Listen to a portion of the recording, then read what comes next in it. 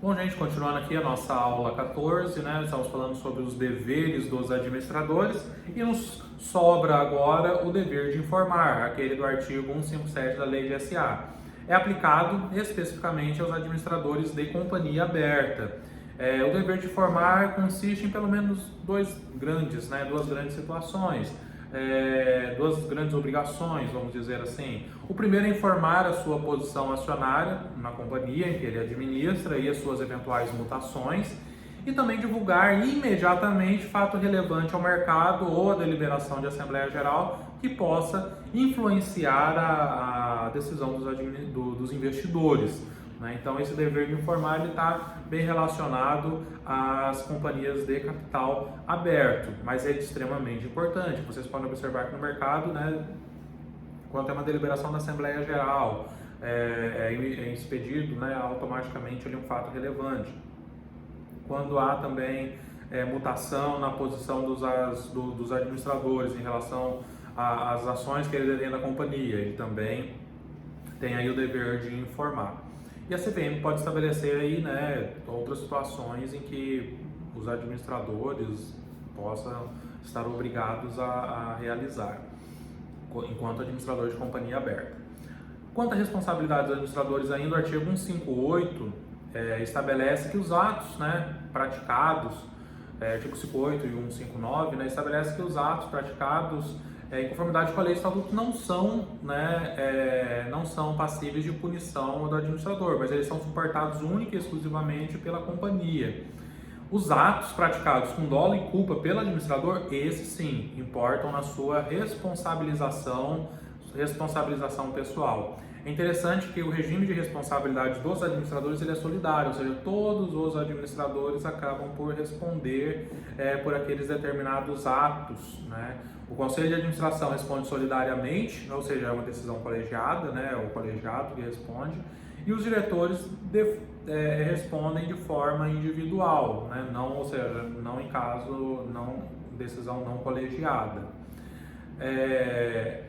O artigo 159 ele traz uma regra interessante que nós não temos similar lá no Código Civil em relação às sociedades contratuais, que é a famosa ação de responsabilidade do artigo 159 da Lei de SA. E ela traz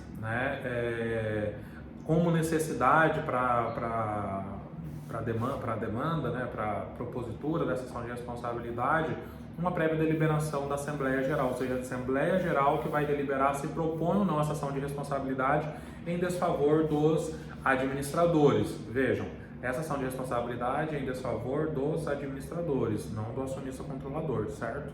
Não confundam.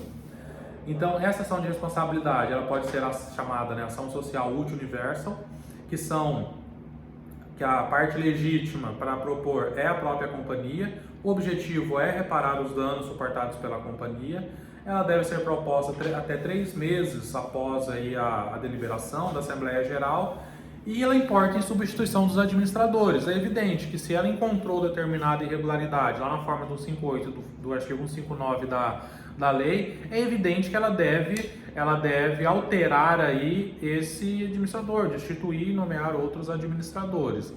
Tem também a chamada ação social ut singuli, que é aquela que tem por objetivo reparar os danos suportados também pela companhia. Já a legitimidade dela é mais ampla, ou seja, a primeira ação que eu falei, que é proposta nos 3 meses subsequentes pela própria companhia, se a própria companhia não propor, ou seja, não cumprir a deliberação da Assembleia Geral, qualquer acionista pode ajuizá-la, artigo 58, parágrafo 3º.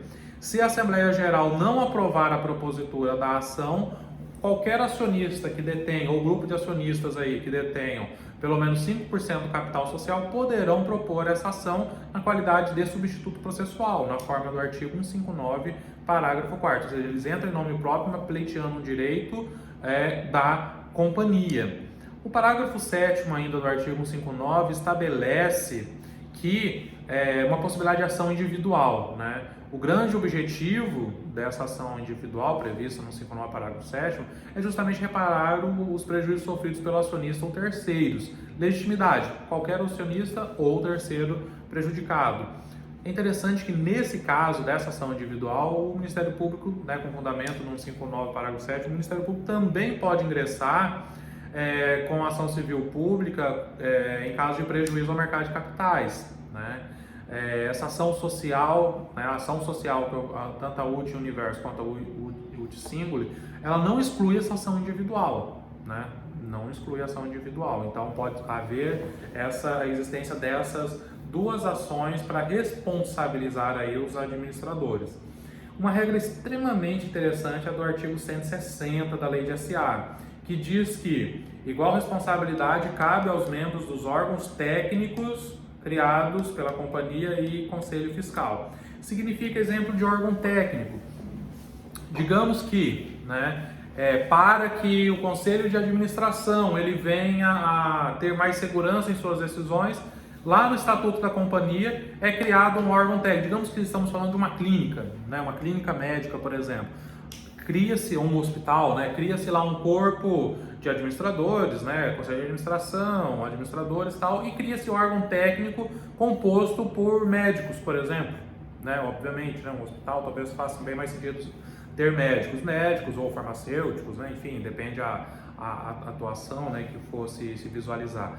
Esses membros desse órgão técnico, eles têm responsabilidade semelhante ao dos administradores, né? O mesmo se diga em relação a construtoras, né, em relação aos engenheiros, se existir um órgão técnico, enfim, qualquer atividade que implique a existência de um órgão técnico que ele vai servir aí de base, né, ou vai servir de fundamento, ou oferecer os fundamentos para que a diretoria ou o conselho, os administradores, né, pratiquem ou não determinado ato, eles vão responder na mesma proporção, na mesma forma, ou seja, eles vão responder como se administradores fossem, né? Então, é uma responsabilidade que eles, inclusive, podem vir a ser demandados aí na forma do 159, né? Esses órgãos ditos órgãos técnicos, né? Quanto à prescrição, né, de todas as, em relação à matéria aí de sociedades anônimas, a regra da prescrição é justamente do artigo 287 da Lei de SA. São 3 anos, né?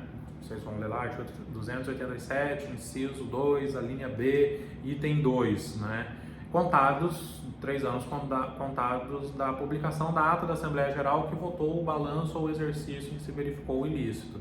Então, temos aí um prazo prescricional relativamente longo, né? Então dá para poder dar tempo, né, do acionista, os acionistas estudarem eventualmente ato ilícito praticado e, né, adotar as medidas que refutarem necessárias. Quanto à responsabilidade penal, ela é regulamentada pela lei específica, né? Nós temos aí de cara o artigo 177 do Código Penal, que fala aí da fraude e abuso na fundação ou administração de sociedades anônimas. Nós temos a Lei dos Crimes contra o Sistema Financeiro Nacional, a Lei 7.492 de 86, né? E nós temos também a própria Lei de Mercado de Capitais, né? A Lei 6.385 de 76, né? Que prevê uma série de crimes relacionados a SA aberta e mercado de valores imobiliários, né? Então existem ali, além de regulamentar o próprio mercado de capitais, ela também estabelece aí uma série, né, e tipifica, né, algumas condutas que serão aí consideradas criminosas, né?